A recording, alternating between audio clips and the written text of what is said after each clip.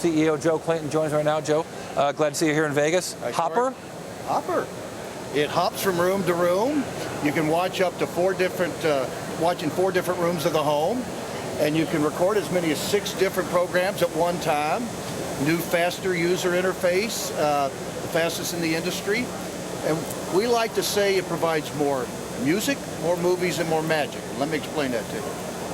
Music, we're taking Sirius XM, putting it front and center and making it much more available. I don't think any pay TV company does that today. Yep.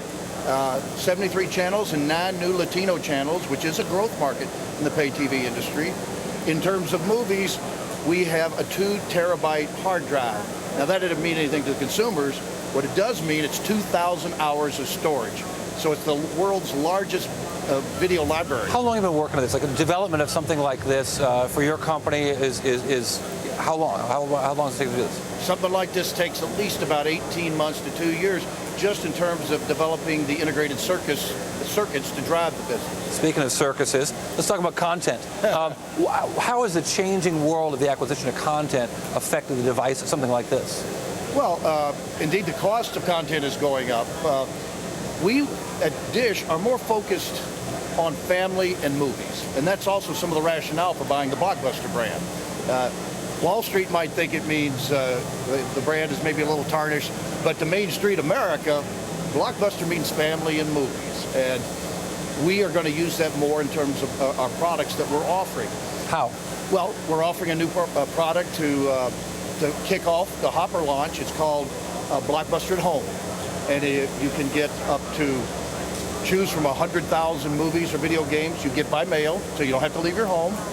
Over 20 HD linear channels of family and movies and kids shows, and over 10,000 movies, family, and kids shows streamed directly to the Hopper box. Let me see. Delivering DVDs by the mail, streaming movies to the home. That sounds like, what's the name of that company?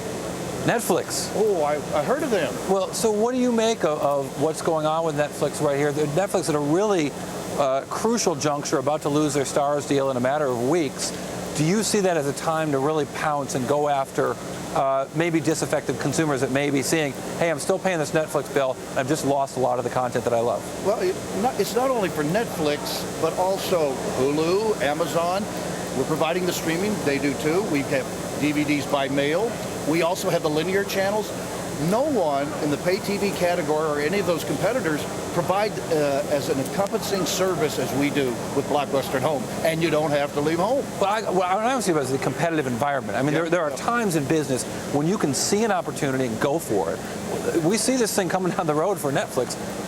What do you think about that? Are you going to take advantage of that or not? A good marketer always takes advantage of the opportunity, and of course, you see us using the Blockbuster brand. As recently, we started using it in the fall, and now we're capitalizing on it more as we move into 2012. Now, what does that cost? Well, if you buy a new Hopper, you get it for free. No. What does it cost the business? I mean, to make this investment in both the technology, but also in the marketing and the rebranding, there's some additional new costs that are non-trivial.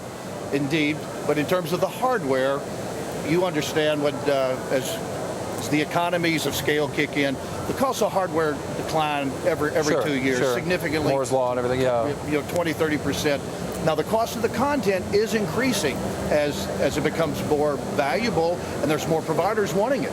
I want to ask you about Spectrum. You guys have some Spectrum that I don't fully understand the FCC stuff. I don't know that anyone actually does, including the FCC.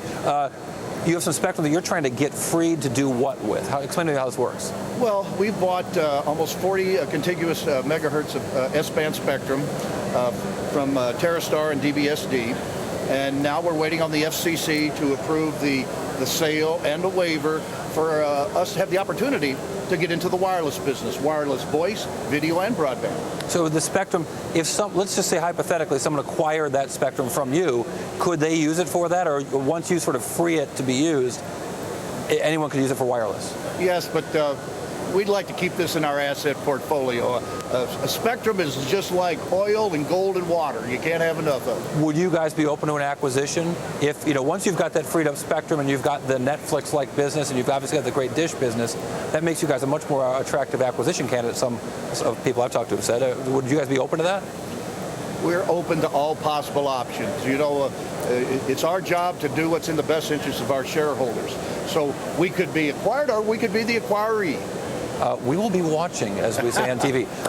Maybe we're saying it on Dish right now. Joe Clayton, really appreciate your time here at CES. Thank you, Cory.